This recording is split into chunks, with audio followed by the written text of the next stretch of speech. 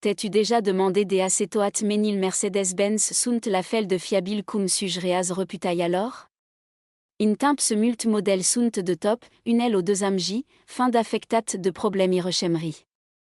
Ast-si, vom descoperi se mais 2010 meni Mercedes-Benz ker sunt se mais puis fiabili de ker aer trobuest ferreti. AIS1 sepem.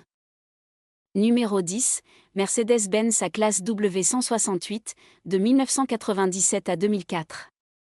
La première génération de la classe est tristement célèbre pour son design peu attrayant et ses défaillances de sécurité majeures, notamment le fait qu'elle se renversait lors du test du Mousse Test.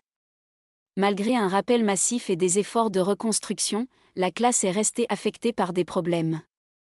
Son moteur monté transversalement était facilement endommagé et difficile d'accès, et la transmission automatique CVT avait une durée de vie décevante, cimentant ainsi sa réputation de modèle peu fiable. Numéro 9, Mercedes-Benz C-Class 2015. La C-Class de 2015, première de la génération W205, a rapidement acquis une réputation de mauvaise fiabilité. Les propriétaires ont rencontré de nombreux problèmes avec le groupe motopropulseur et les systèmes électriques, entraînant 13 rappels. Les coûts d'entretien étaient étonnamment élevés et les problèmes liés au système de propulsion du carburant étaient importants. Un rappel concernant la perte de fonction de direction impliquant 10 509 véhicules a mis en lumière les graves préoccupations de fiabilité de cette berline de luxe compacte.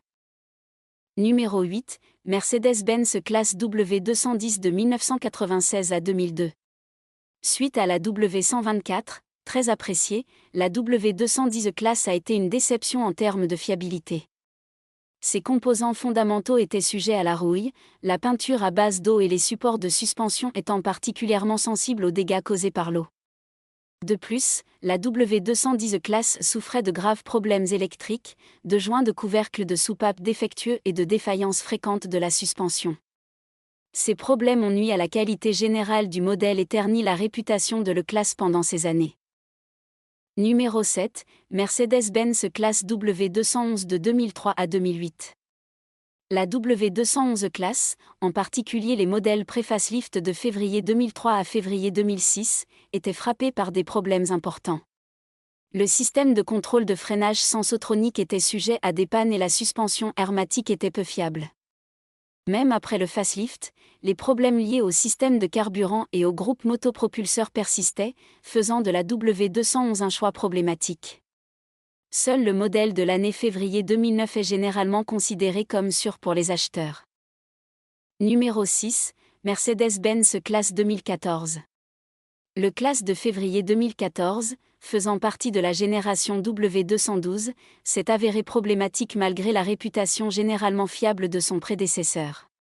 Cette année modèle a connu 9 rappels pour divers problèmes, notamment des fuites d'huile sur le moteur et des joints en caoutchouc entrant en contact avec le système d'échappement, ce qui représentait un risque d'incendie.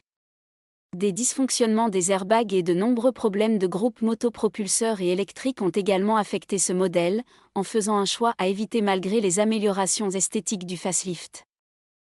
Numéro 5, Mercedes-Benz M-Class 2002.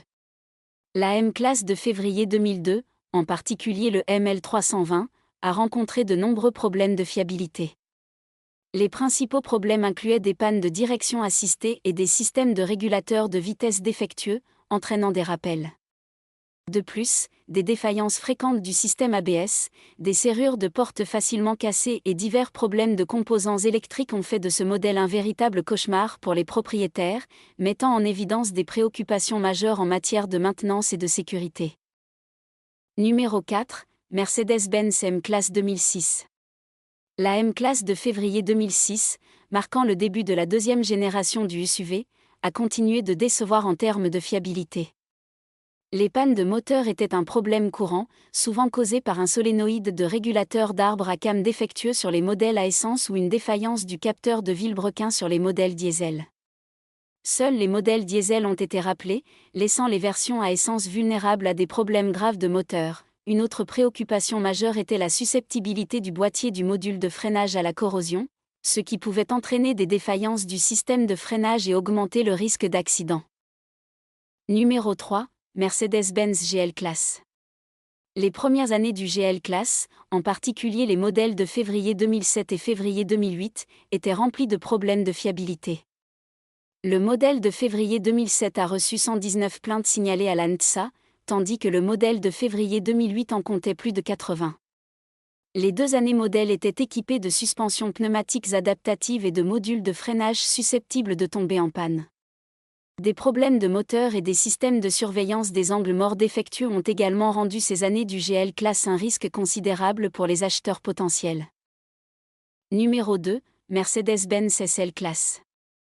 Les modèles de février 2005 de la génération R230 de la SL-Class sont notoires pour leurs problèmes de rouille, en particulier les premiers modèles avant que Mercedes ne commence à galvaniser les panneaux de carrosserie.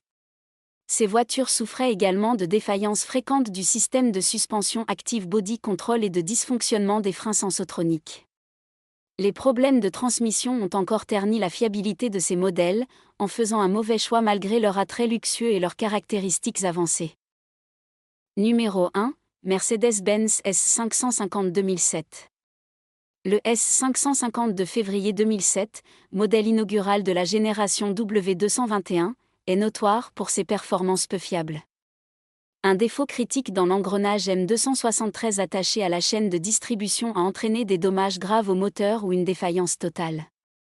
Réparer cela nécessitait de démonter entièrement le moteur, ce qui en faisait une réparation coûteuse. De plus, le S550 de 2007 a rencontré des problèmes de transmission et du système ACB, ce qui en fait un modèle à éviter, et voilà, les 10 voitures Mercedes-Benz les plus peu fiables. En général, Mercedes est une voiture fiable, mais, comme pour toute autre voiture, sans un entretien approprié, des problèmes peuvent apparaître. Il est bien connu que certaines défaillances peuvent être dues à des erreurs de conception, mais beaucoup d'entre elles surviennent également parce que l'entretien est coûteux et que certaines personnes sont négligentes. Mercedes a eu une excellente réputation en matière de fiabilité, mais avec les avancées technologiques et le fait que ce ne sont plus les ingénieurs qui conçoivent les voitures, mais seulement des comptables, Mercedes a commencé à faire de gros profits sur les pièces détachées, mais a perdu en fiabilité. Si vous avez trouvé cette vidéo informative, laissez un pouce bleu et n'oubliez pas de vous abonner à notre chaîne pour plus de contenu intéressant sur les voitures. Merci de nous avoir regardés. Si vous le souhaitez, vous pouvez également regarder d'autres vidéos sur la chaîne. Les vidéos avec le plus grand nombre de vues seront traduites.